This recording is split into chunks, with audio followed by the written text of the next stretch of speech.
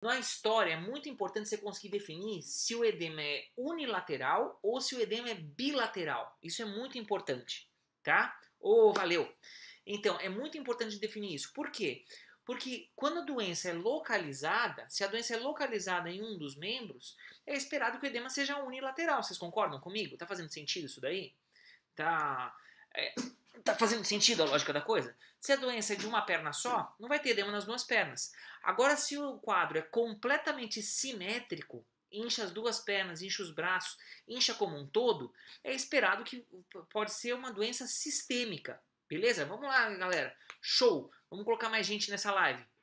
Então, quando você tem um edema unilateral, você tem que pensar num quadro localizado. Se você tiver um quadro bilateral, principalmente numa situação aguda, pensa numa coisa sistêmica. Isso é uma coisa que vale a pena a gente pensar, tá? Aê, show de bola! E daí o que acontece?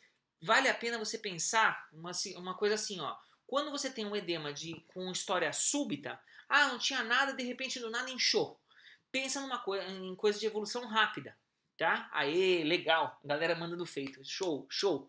Então, o que você vai pensar? Se você pensar numa coisa unilateral e de início súbito, você pode pensar num quadro de evolução rápida. Por exemplo, uma trombose venosa profunda, por exemplo, um quadro infeccioso, por exemplo, se for bilateral, por exemplo, uma descompensação de uma doença sistêmica que estava compensada, por exemplo, sei lá, uma insuficiência cardíaca descompensada. Do nada o cara começou a ter edema dos membros inferiores. Pode ser uma ECC descompensada, né?